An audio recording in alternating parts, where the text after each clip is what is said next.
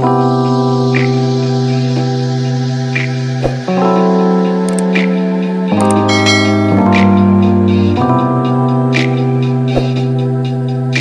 dear Virgo. I am Jamie Dawn, your evolutionary revolutionary astrologer, bringing you your March 2021 horoscope. And I'd like just to get right to it, especially now that Mercury is direct. So we have lots to talk about. And we've got Mars moving into Gemini, making it that much more chatty, as well as a new moon in Pisces. And we have Mercury moving into Pisces mid-month.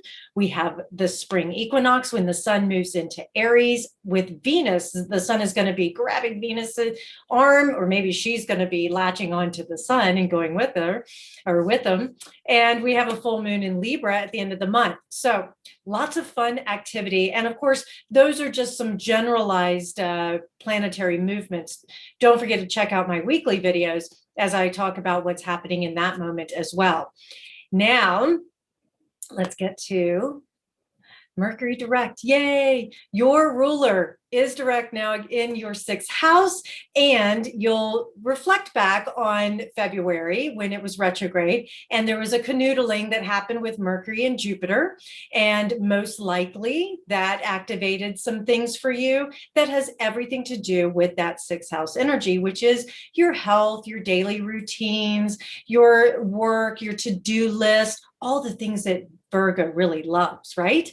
And most likely there could have been some sort of news or opportunity that showed up. It could have been somebody leaving your job, a coworker or a boss who did leave and created more work for you to do. Yay, you. Or it might be that you're looking for somebody to help you and you just couldn't find the resources at that time to get your to-do list done.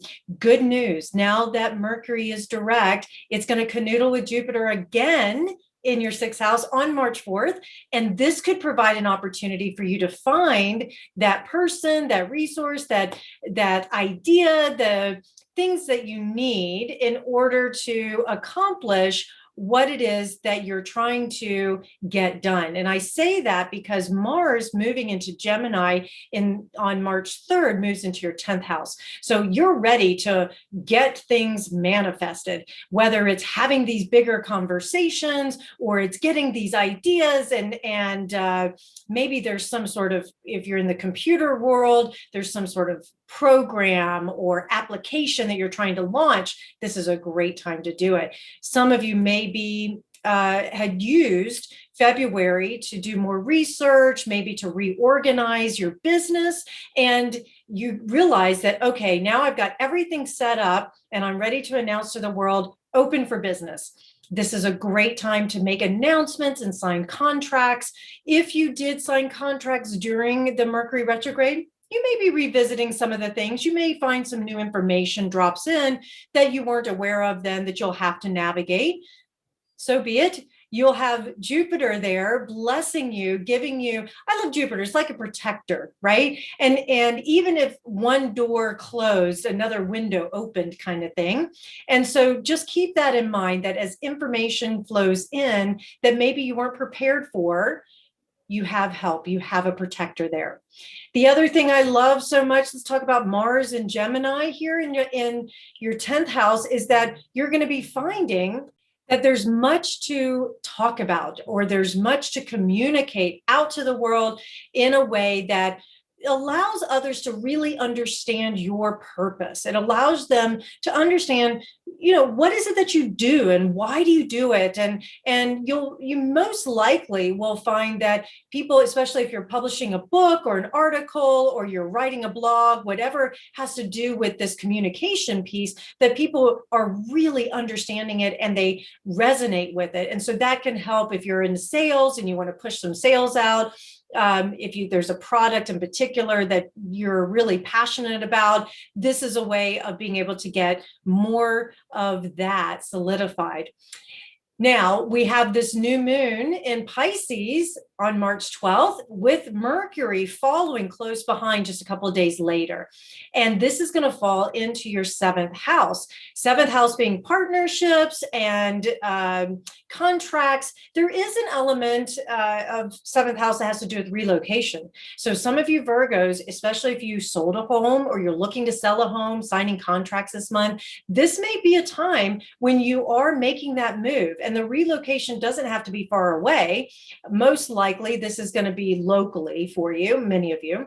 Now, with the new moon in Pisces, this can also bless your relationships, whether you're single or coupled, that you'll be ready to take on, maybe have a little more faith and hope that your partner has your back, or that you can find that partner to support you as you are trying to get things done. The other thing that I love so much about Mercury in Pisces is that when your ruler moves into this compassionate, psychic, dreamlike sign of Pisces, your dreams will be very active, I'm sure, but also you'll find great compassion and great charm that you'll be able to bring to your relationships. Or like I say, if you're single and you're looking to attract that person, you may find that the relationship that you attract to you has a healing quality. Maybe it's very healing for you, or you're helping that person heal. If you're coupled and you're working in this relationship realm, Mercury and Pisces can have you guys revisiting certain issues, or maybe issues that come up. And when I say issues, I mean subject matters, just things that life happens, and you can approach it from this very intuitive, this very compassionate, healing place. It may be that you, single or coupled, that you have an opportunity to be able to share your compassion, your healing, your faith with others in a way that inspires them and inspires yourself. Now, this is going to be doubly energized when the sun moves into Aries in your eighth house, and Venus, like I say, she's coming right along with the sun. That also can energize you because the sun loves being in Aries. And in that eighth house, it is about that joint resources. It's about how you add value, these partnerships, these relationships. Maybe it's just the relationship to yourself or to your own faith and spirituality. Now it gets doubly energized, and you're able to say, here's the value that I want to offer to others. This is also a time where some of us may be going into a deeper psychological healing. Maybe you've had spiritual wounding, or there has been literal abuse in your life. This could be a beautiful time for you to really find that deeper meaning and that deeper healing. And also, I would say, spring equinox, spring cleaning, you may be energized to get rid of some debt and find some new opportunities, new freedom that allows you to put on Venus's attitude when she's in Aries, which is throwing caution to the wind, having fun, going where angels dare to tread just for the sake of it, and you look pretty sassy doing it. I would also offer that your charm comes through your humor as well. So really activate that, Virgo. Now we have that full moon at the end of the month on the 28th in Libra, and that's going to fall in your second house.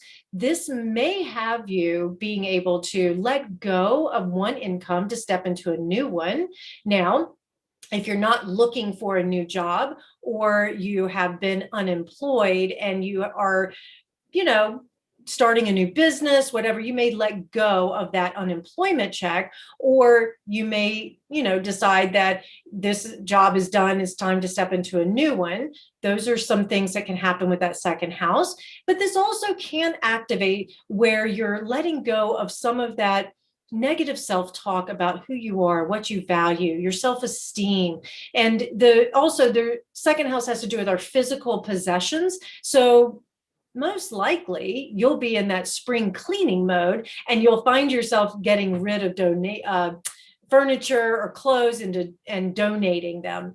And I would also offer that the second half of March offers a lot of devotion, that feeling of devotion. And so with this full moon in Libra, you may find that you're more devoted to others' success as well as your own. You realize that with the sun in Aries in that eighth house, that when other people are expressing themselves individually, they can be successful by your support, and that you're with that full moon in Libra on the second house, that you're able to then say, I can let go of my own agenda and push a bigger agenda together. And we know that together we'll be successful. So those are some things that may come up for you, Virgo, for the month of March. Of course, it's all very individualized. I'd love to sit down with you, jamiedawn.com. But like, comment, share, subscribe, and I look forward to seeing what March has in store for you. Take care, Virgo.